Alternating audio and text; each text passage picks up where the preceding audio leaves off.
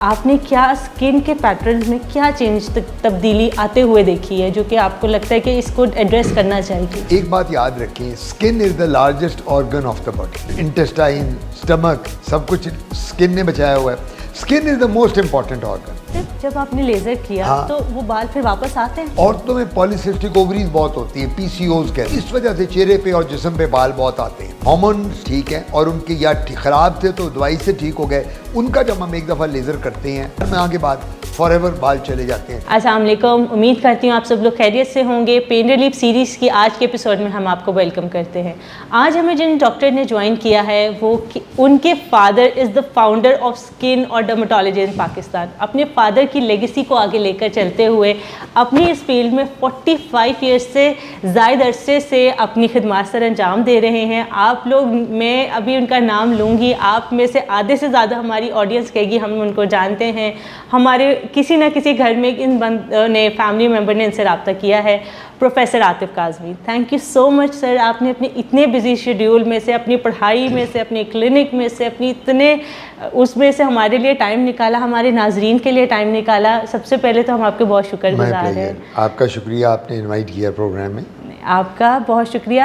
Doctor Atif Kazmi, आपने बताया कि आप 45 ईयर्स से ज़्यादा अरसे से कर रहे हैं। हमारे जो नाजरीन देख रहे हैं वो भी इस बात से इत्तेफाक कहीं ना कहीं करते होंगे, कोई ना हर घर में आपका पेशेंट मौजूद ज़रूर होगा।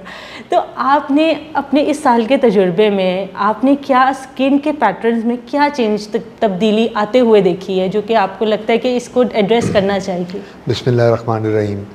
आपने ये 45 साल की जो बात की, तो मैंने 1980 में किंग एडवर्ड से ग्रेजुएट किया और अब 2025 से तो 45 साल हो गए। और मेरे वालिद लेट प्रोफेसर ग़ुलाम शबीर, उन्होंने स्किन शुरू की पाकिस्तान में। तो मैं अगर ये कहा जाए कि जेनेटिकली बॉर्न डर्मेटोलॉजिस्ट हूँ। मुझे लोग बड़े कहते हैं कि आप सर्जन क्यों नहीं बने, गायनेकोलॉजिस्ट क्यों नहीं बने, मेडिसिन में और किसी और फील्ड में। मैंने कहा जी कि मेरे में तो जीन्स ही डर्मेटोलॉजिस्ट की थी, तो मैं और कहीं जा ही नहीं सकता था। मेरे 2 बेटे हैं, 3 बेटे हैं, 2 बेटे डर्मेटोलॉजिस्ट हैं। तो मेरा मतलब ये फिर वो लेगेसी कंटिन्यू करती है, एक वालिद से मेरे में, मेरे से मेरे बच्चों में। तो जो आपका क्वेश्चन है, एक बात याद रखें, skin is the largest organ of the body. ये तो आप मानती, सर से पाँव तक स्किन ही स्किन है। अगर स्किन ना होती तो कोई सर्वाइवल ना होता, लोग जल्दी मर जाते। अंदर प्रोटेक्शन है ना होती, liver, kidney, heart, lungs, intestine, stomach, सब कुछ स्किन ने बचाया हुआ है। Skin is the most important organ. ठीक है जी।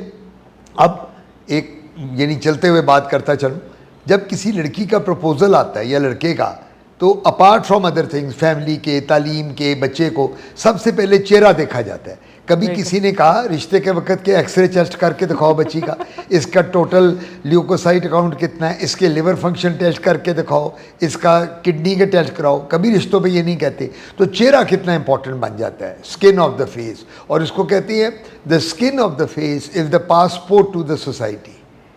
हम चेहरे से पहचाने जाते हैं। आप आज आएंगी, मैं आपका चेहरा देखूंगा, आप ग्लो कर रहे हैं, मैं कहूँगा भाई वाह, आज तो बड़ी खुश लग रही हो, क्या बात है, क्या घर में हुआ, माशाल्लाह कोई इम्तिहान में टॉप किया है, कोई खुशी देखी है।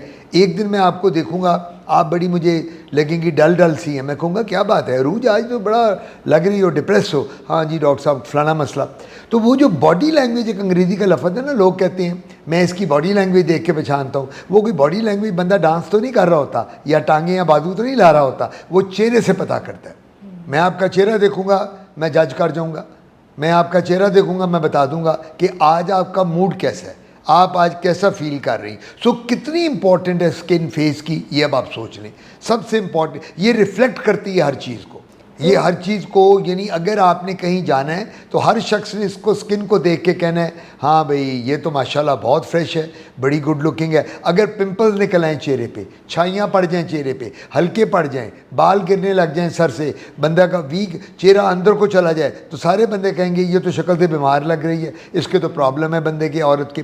तो आपने जो बात की है 45 ईयर्स अगो और अब, वो मेरे ज़माने में या मेरे वालिद के ज़माने में खाली क्रीमों का इस्तेमाल होता था चेहरे पे। आप आए मेरे पास, डॉक्टर आतिफ मेरे निशान पड़े हुए हैं, तो मैंने क्या कहना, चेहरे पे अरूज ये आप ट्यूब लगा लें, सुबह शाम क्रीम लगा लें, गोली। अब ख़त्म होगी बातें वो। अब तो Botox, fillers, laser, thread, PRP, exosome, stem cell therapy, facial rejuvenation, hydra facial, HIFU. अब तो आप आए, नाक उल्टा है तो सीधा कर देंगे, नाक बैठा हुआ खड़ा कर देंगे, नाक चौड़ा है पतला कर देंगे। अब तो लड़कियां कहती हैं डॉक्टर साहब, डॉक्टर आते मेरे अपर लिप को बाहर निकालना है, हम उसमें सिलिकॉन डालते हैं, अपर लिप बाहर आ जाता है, फिलर डालते हैं। एक लड़की कहती मेरी आईब्रोज को ऊंचा कर दें, मेरी आईब्रोज बहुत आंखों के पास है, हम आईब्रोज में फिलर डाल के आईब्रोज को ऊपर तक ले जाते हैं। सो अब जो औरत, मर्द, ये खाली औरतें नहीं, मर्द भी अब ऐसे हैं, मर्द भी कराते हैं, जो जैसा कहेंगे हम आपका चेहरा बना देंगे, जिस तरह आप कहेंगे। तो वो ज़माना जो आपने पूछा, और आपने मुझे कहा था पहले क्वेश्चन में कि जी उसमें और इसमें आप क्या देख रहे हैं, तो अब ये है कि इसको कहते हैं कॉस्मेटोलॉजी, एस्थेटिक डर्मेटोलॉजी। अब सारी एस्थेटिक आ गई है। इसका नाम मतलब क्या हुआ कि वो ज़माना जो हमारा था, जब मैंने पास किया या मेरे वालिद अल्लाह बख्शे होते थे, उस ज़माने में जो ट्रीटमेंट थी वो क्रीम्स, लोशन, जेल्स और ट्यूब्स और टैबलेट्स के साथ थी। अब 90% चीज़ें क्या हैं, वो कॉस्मेटिक हैं, एस्थेटिक आ गई। अब आप मेरे पास आएंगी, डॉक्टर आते मेरी आईब्रोज़ को बना दें अच्छा सा, डॉक्टर आते मेरे चेहरे पे बाल हैं, मेरे चेहरे के बाल ख़त्म करने हैं, डायोड लेज़र से हम वो कर देंगे। पूरी बॉडी, या मैं नाम तो नहीं ले सकता, जितनी भी एक्ट्रेसेस और जितनी मॉडल्स हैं सब मेरी पेशेंट्स हैं, मेल फीमेल दोनों।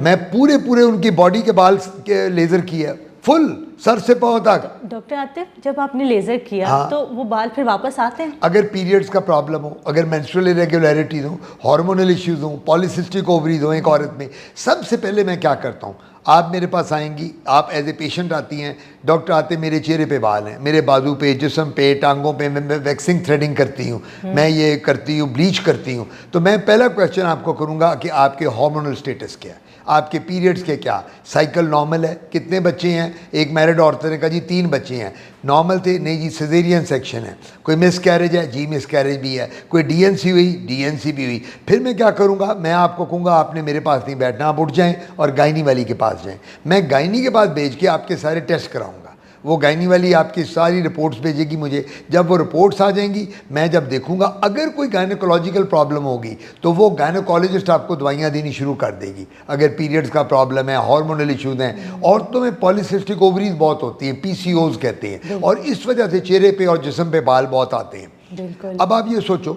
आपकी जो ग्रेट ग्रैंड मदर थी, मेरी ग्रेट ग्रैंड मदर्स, नानियाँ, दादियाँ, उनके तो कभी बाल नहीं आए थे, कभी उन्होंने उस जमाने में लेज़र का नहीं कहा था। क्या वजह थी? आप लोगों के आजकल की बच्चियों के, औरतों को क्यों मसले हैं? क्योंकि आप लोगों ने डेली फास्ट फूड खाना है, आपने ये ड्रिंक्स, सॉफ्ट ड्रिंक्स लेनी है, आपने बाहर के खाने। हमारी नानियाँ, दादियाँ देसी घी, प्योर दूध, प्योर दही, घर के खाने, मक्की की रोटी, साग। आजकल के बच्चों को घर में देसी घी रखो तो वो नाक बंद करते हैं।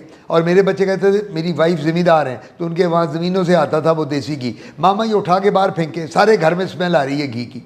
अब ज़माना बदल गया है। तो होता ही है, अगर एक औरत के पीरियड्स ठीक हैं, हार्मोन्स ठीक हैं, और उनके या ख़राब थे तो दवाई से ठीक हो गए, उनका जब हम एक दफ़ा लेज़र करते हैं, 8 से 10 सेशन होते हैं एक माह के बाद जो करने पड़ते हैं।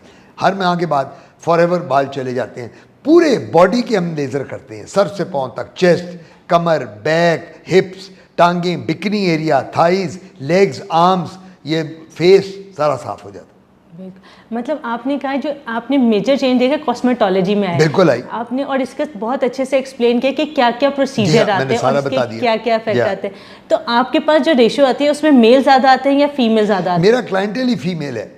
फीमेल तंग बहुत करती है।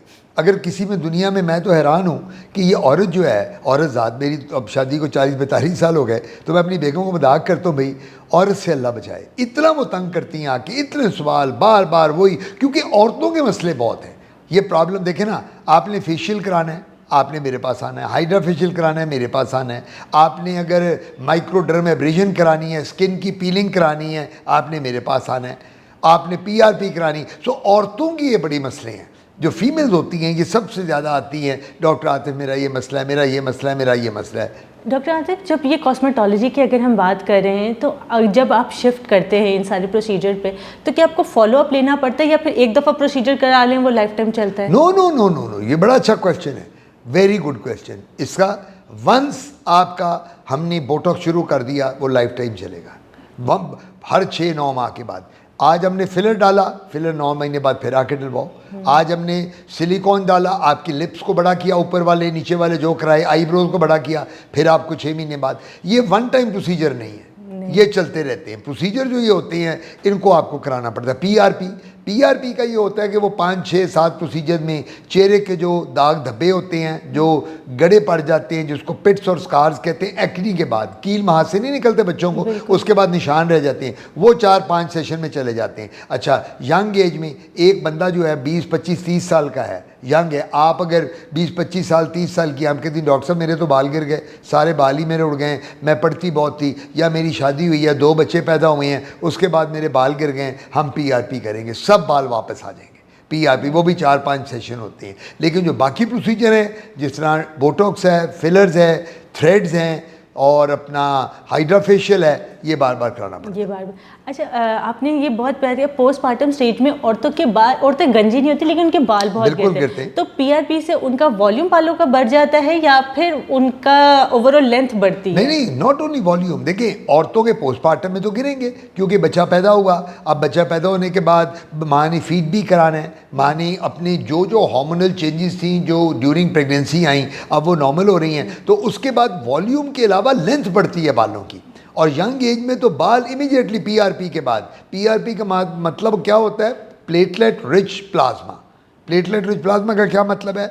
आप मेरे पास आई, डॉक्टर साहब मेरे बाल गिर रहे हैं, बच्चे हो गए, मैंने ये करना है, मैं क्या करूँगा? आपका ब्लड लूँगा, आप ही का। मैंने ब्लड ड्रॉ किया, about 20 ml of blood, 20 millilitre लेते हैं, ml लेती है, उसको सेंट्रीफ्यूग करूँगा। एक मशीन होती है जिसपे हम उसको सेंट्रीफ्यूग करते हैं, ब्लड डालते हैं, उसमें से 10 to 12 ml ऑफ प्लेटलेट्स निकलते हैं। उन प्लेटलेट्स को हम हर स्किन के बालों में जड़ में इंजेक्ट करते हैं लोकल एनेस्थीसिया के साथ, ताकि आपको पेन ना हो। वो हम करेंगे, हर महीने बाद करेंगे। और माशाल्लाह जो पोस्टमार्टम लेडी होती है, जब उसका वो पीरियड गुजर जाता है, 6 महीने साल प्रेगनेंसी के ख़त्म हो जाते हैं, बच्चा भी साल का हो जाता है, तो वो अल्टीमेटली वो बड़ा अच्छा फील करती है। वो कहती है मेरा खाली वॉल्यूम नहीं बढ़िया, मेरी तो लेंथ जो पीछे थी उससे भी ज़्यादा हो गई, उससे भी ज़्यादा हो गई है। बहुत अच्छा, क्योंकि इस मामले में औरतों को कहीं ना कहीं ये टेंशन होती है कि पहले बाल हमारे, आधे से ज़्यादा लोग क्या कहते हैं हमारी कमर तक के बाल थे, अब बच्चे होने के बाद इतने रह गए। प्रेगनेंसी में फ़र्क पड़ता है, आफ्टर ऑल बच्चे के डिलीवरी के बाद ये चीज़ें तो आती है एक औरत में। जो आपके पास मर्द हजरात हैं या फीमेल्स करवा रही हैं, तो उससे उनकी बॉडी में या फिर ब्लड लेवल में कोई चेंजेस आते हैं या कोई म्यूटेशन की वजह तो नहीं बनते ये प्रोसीजर? ये सेफ है? Very safe. सबसे पहला क्वेश्चन जो औरत पूछती है आके, डॉक्टर साहब इसका कैंसर तो नहीं बन जाता लेजर के बाद? पहला सवाल। या मर्द जो, never, if you are in proper hands. मैं हमेशा कहा कर, देखिए ना, मुझे कोई कहे डॉक्टर आतिफ आपका बड़ा तजर्बा है, आप जहाज चला दें, PIA का एक जहाज जा रहा है, वो आप पायलट बन जाए, आई कैन डू दैट, मैं तो नहीं ना कर सकता। हर बंदा काम वो करे जो आता है।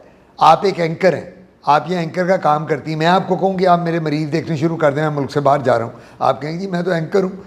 मुझे आप कहें डॉक्टर आते आप एंकर बन जाएंगे, ये करें, मैं कहूँगा आई कान डू इट, क्योंकि मैंने वैसे बहुत एज एन एंकर मैंने बड़ा काम किया, डर्मेटोलॉजी के हज़ार प्रोग्राम कर चुका हूँ स्किन के डिफरेंट चैनल से, लेकिन मैं ये कहूँगा जी I am a dermatologist. So beautician जो है हमारी, मेरा ये उनके लिए मैसेज है आपके प्रोग्राम के थ्रू कि आपका काम ये है, आप ब्राइडल मेकअप करें ब्यूटिशियन का, आप मैनिक्योर पेडिक्योर करें, आप आर्म फेशियल करें, आप स्ट्रीकिंग करें बालों की, पर्मिंग करें, उसकी लेंथ के लिए करें, एक्स्ट्रा बाल लगा के वो जो फ्रिदी बाल हैं, आपका काम एक्नी को, छाइयों को, मेलाज़मा को, तिलों को ठीक करना नहीं है।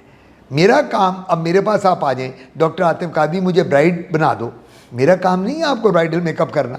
मैं आप मुझे कहें डॉक्टर आतिफ मेरे बालों की स्ट्रीकिंग कर दो, मेरी पर्मिंग कर दो, मेरी स्ट्रेटनिंग कर दो, मैं तो नहीं ये करूँगा। मैं आपको सीधी कहूँगा अरूज आप सीधा ब्यूटिशियन के पास जाएँ। वो देखिए जो जिसका काम है उसको वो करना चाहिए। हमारी ब्यूटी क्लिनिक्स में क्या हो रहा है, जितनी ब्यूटिशियन हैं FA BA पास, मैट्रिक पास, वो क्या कर रही हैं, सारे प्रोसीजर कर रही हैं और वो मुंह जला देती हैं, वो लेज़र के साथ मुंह जल जाता है। अब होता क्या है, मेरे पास लड़की शाम को आती है, उसकी माँ लेके आती है, डॉक्टर आतिफ परसों इसकी बारात है, इसका तो मुंह जल गया, और रो रही होती है माँ भी बेटी भी। मैं कहता हूँ क्यों गई थी आप उधर? हाय आपके तो प्राइवेट में पैसे ज़्यादा होते हैं, हमने कहा चले, वो बहुत कम ले रही थी, 2000 में कर रही थी, तो मैं उन्हें क्या कहता हूँ पंजाबी में, सस्ता रोए वार वार, महंगा रोए एक बार, why do you go to them? तो जब आप क्वैक्स, इसको अंग्रेजी में क्वैक कहते हैं, उर्दू में कहते हैं अतायत, अताई लोग जिनको अपना काम नहीं आता, जब आप उनके पास जाएंगे आपका बेड़ा गर्क होगा। सो मेरी एक ही एडवाइस है अपनी बहनों को, भाइयों को, सुनने वाले व्यूअर्स को, कि जब भी कोई प्रॉब्लम स्किन की हो और कोई आपने प्रोसीजर कराना हो, सिवाय क्वालिफाइड डर्मेटोलॉजिस्ट के किसी के पास ना जाए। अच्छा, अब मुझे कई लोग कहते हैं, मैं बल्कि इससे बेहतर आप मुझसे क्वेश्चन पूछें, मैं वही क्वेश्चन आप कोई पूछ के अपने आप को बता रहा हूँ, क्योंकि मैं तो अब इतने प्रोग्राम कर चुका हूँ। वो कहते हैं डॉक्टर साहब किस तरह पता चलेगा कि क्वालिफाइड कौन है? ये कहते हैं लोग। मैं आपको बताता हूँ, आजकल मोबाइल हर एक के पास है ना, गूगल, इंटरनेट हर एक के पास है। गूगल पे जाएं, सर्च करें the best dermatologist, the best aesthetic person, the best cosmetologist in your area.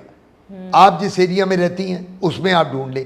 और जो मेडिकल कॉलेजेस लाहौर में बने हुए हैं, मैं तो लाहौर में हूँ या पाकिस्तान में जहाँ भी हैं, वहाँ जो डिपार्टमेंट ऑफ डर्मेटोलॉजी हैं पूरे, अगर वो आप देखें तो उन डिपार्टमेंट में प्रोफेसर, एसोसिएट, असिस्टेंट, SR ये सब मौजूद हैं और वहाँ ये सारे प्रोसीजर होते हैं। They are qualified people. और अगर आप एक और बात करती हैं, आप कहती हैं डॉक्टर आतिफ मैं आपको अफोर्ड नहीं कर सकती, यू आर एक्सपेंसिव, मैं नहीं, मुझे कोई सस्ता बताएं।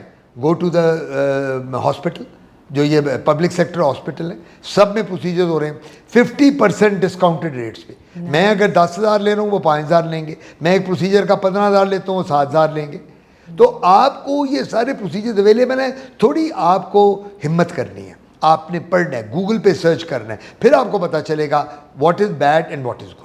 Thank you so much doctor Atif, इतना अच्छा और इतना डिटेल में, और आपने इतना आसान अल्फाज में समझाया कि मुझे लगता है जो कि अब ये देखेंगे ना तमाम ख़वातीन, मर्द, और आजकल जो यंग जनरेशन है ना, जो 20 से 25 है, उनका रिश्ते भी आने वाले होते हैं, उनके शादियों का भी टाइम होता है, पढ़ने भी जा रहे होते हैं, तो ये उनके लिए बहुत फ़ायदा मंद है। और आपने बहुत प्यारी बात की है, जो कंक्लूजन की कि सर्टिफाइड लोगों के पास जाएं और उनको अपने जो आपने कुंजी बता दी कि उनको ढूंढने का तरीका क्या है। हमें यही नहीं पता होता कि काबिल लोग ढूंढने कैसे।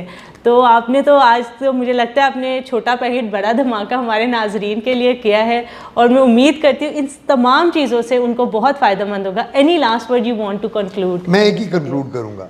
लोग मुझे आके कहते हैं डॉक्टर साहब मेरे चेहरे पे ग्लो किस तरह है? हर शख्स को दिल करता है ग्लो आए। एक ही तरीका है, 5 वक्त की नमाज़ पढ़ें, कुरान पढ़ें, अल्लाह के नज़दीक हो जाएं। जब कभी हॉलीडे पे जाना हो तो हमेशा मरी, नथिया गली और बूरुबन ना जाएं, अल्लाह पाक के घर होके आएँ, अल्लाह पाक को सलूट मार के आएँ, और सारी बीमारियाँ सब कुछ वहाँ जाके दूर हो जाता है। जब आप अल्लाह के घर बैठते हैं, नबी पाक के रोज़े पे जाते हैं, इतना ग्लो आता है, इतना सुकून आता है। अपने गुनाहों की माफ़ी मांगे और कहें अल्लाह ताला मैं आपके घर में आ गया हूँ, मैं आपका नौकर हूँ, मैं आपका सब कुछ मुलाजिम हूँ, मैंने आपसे ही लेना है सब कुछ दुनिया में। तो मैं कहता हूँ कि आपके ग्लो भी रहेगा, आपका चेहरा भी चमकता रहेगा, आपकी नमाज़ें भी काम आएंगी, आपका कुरान भी काम आएगा। तो मेरा ये मैसेज है कि आप अपने आप को जब मज़हब की तरफ, मैं ये नहीं कहता कि आप कोई बहुत इतने रिलीजियस बन जाएं, लेकिन नमाज और रोज़ा, ज़कात, ये हम हुकूकुल अबाद, हम इन चीज़ों को अगर फुलफ़िल कर लें तो हमारे चेहरे पे कभी भी कोई झुर्री भी नहीं पड़ेगी। Thank you so much. और ये इतने अच्छे अपने अल्फाजों में किया है, और एक बग़ैर फ्री का एक नुस्खा बता दिया फॉर एवर ग्लो के लिए। इंशाल्लाह मैं उम्मीद करती हूँ हमारे नाजरीन के लिए वीडियो फ़ायदेमंद रहेगी। कोई भी क्वेश्चन हो काइंडली कमेंट सेक्शन में हमसे ज़रूर पूछें। डॉक्टर की डिटेल भी कमेंट्स में, डिस्क्रिप्शन में मौजूद हैं। आप डायरेक्ट भी डॉक्टर आतिफ से रब्ता कर सकते हैं। इंशाल्लाह मिलते हैं पेन रिलीफ सीरीज़ के नेक्स्ट एपिसोड।